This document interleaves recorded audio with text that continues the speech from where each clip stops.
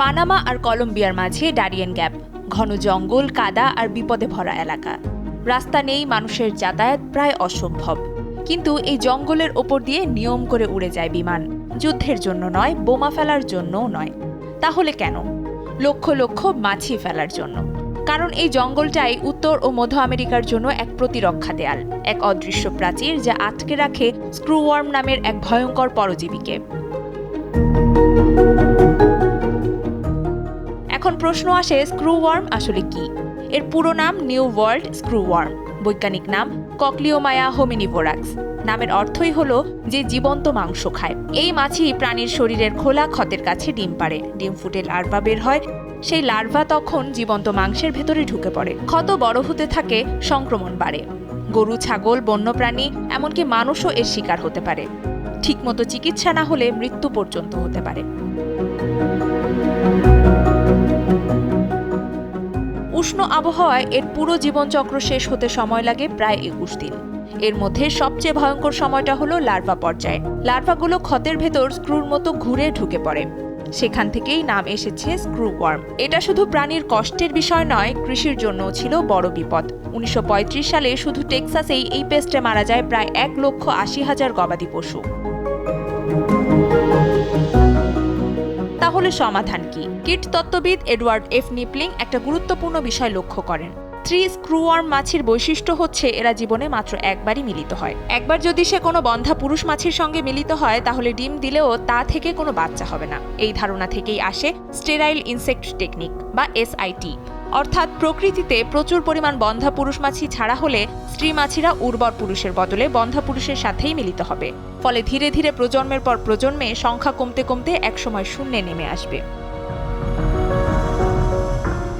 কিন্তু এই পদ্ধতি চালু করতে হলে একসাথে কয়েকটা কঠিন কাজ করতে হয়েছিল। প্রথমত, স্ক্রুওয়ার্মকে আলাদা প্রজাতি হিসেবে নিশ্চিতভাবে শনাক্ত করা। দ্বিতীয়ত, গবেষণাগারে লক্ষ লক্ষ মাছি উৎপাদনের ব্যবস্থা করা। তৃতীয়ত, মাঠ পর্যায়ে এই তত্ত্ব কাজ করে কিনা তা প্রমাণ করা। আর চতুর্থত, মাছিকে বিকিরণ দিয়ে বন্ধা করার প্রযুক্তি তৈরি করা। প্রথম দিকে সামরিক হাসপাতালের এক্স-রে ব্যবহার করা হয়। পরে কোবাল্ট-60 গামা রশ্মি দিয়ে পিউপা অবস্থায় মাছিকে বন্ধা করা হয়। এতে মাছির প্রজনন ক্ষমতা নষ্ট হয়, কিন্তু মিলিত হবার ক্ষমতা থাকে। প্রথম মাঠ পর্যায়ের পরীক্ষা হয় ফ্লোরিডার সানিবেল দ্বীপে। সেখানে একটা শিক্ষা মেলে। মূল ভূখণ্ড থেকে যদি উর্বর মাছি ঢুকে পড়ে, তাহলে স্ক্রুওয়ার্ম নির্মূল করা সম্ভব না। এরপর 1954 সালে পরীক্ষা হয় কুরাসাও দ্বীপে। দ্বীপ হওয়ায় সেখানে বাইরের মাছি ঢোকার সুযোগ ছিল না। ফলাফল ছিল চমকপ্রদ। মাত্র 10 সপ্তাহে স্ক্রুওয়ার্ম নির্মূল হয়ে যায়।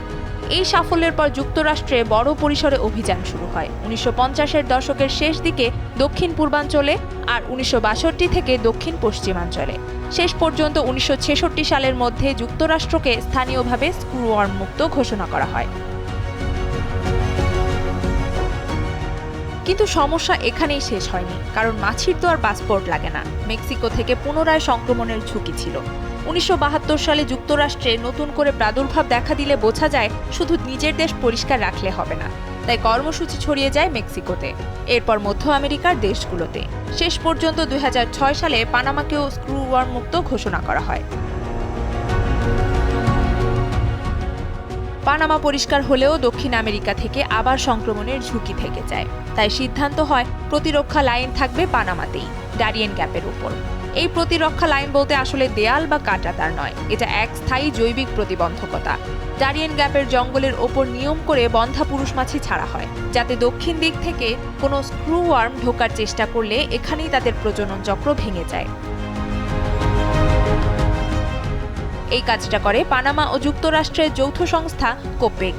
পানামায় তাদের প্লান্ট সপ্তাহের 7 দিন, দিন-রাত 24 ঘন্টা চলে। এখান থেকে প্রতি সপ্তাহে প্রায় 1,47,00,000-এর বেশি বন্ধা মাছি তৈরি করে জঙ্গলের ওপর ছাড়া হয়। বিমান খুব নিচ দিয়ে উড়ে মাছি ছড়ায়, যাতে কাজটা নিখুঁত হয়। এই পাহারার পেছনে অর্থনৈতিক হিসাবটাও কম নয়। প্রতি বছর এই ব্যবস্থা চালাতে খরচ পড়ে প্রায় $15 মিলিয়ন। কিন্তু এর বিনিময়ে শুধু যুক্তরাষ্ট্রের পশুপালন শিল্পই বছরে প্রায় $1.3 বিলিয়ন ক্ষতি থেকে বাঁচে। এমন হিসাবও আছে যে নির্মূলের ফলে বছরে $900 মিলিয়ন বেশি সাশ্রয় হয়েছে।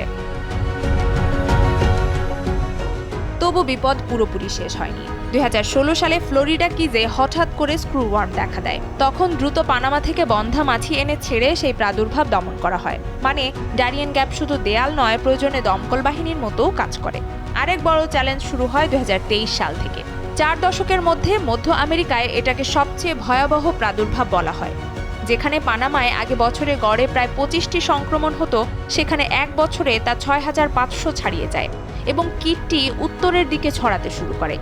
এতে বোঝা যায় আগের কৌশল আরও শক্ত করা দরকার। এই কারণেই ইউএসডিএ প্রায় $109.8 মিলিয়ন বরাদ্দের কথা বলেছে। পরিকল্পনায় আছে দক্ষিণ মেক্সিকোতে নতুন উৎপাদন কেন্দ্র আর দক্ষিণ টেক্সাসে মাছি বিতরণ কেন্দ্র। তাহলে ডারিয়েন গ্যাপ এত গুরুত্বপূর্ণ কেন? কারণ এটা ভৌগোলিকভাবে খুবই সংকীর্ণ এবং নিয়ন্ত্রণযোগ্য এলাকা। পুরো সীমান্ত জুড়ে একই কাজ করার চেয়ে এখানে প্রতিরক্ষা ধরে রাখা অনেক সহজ।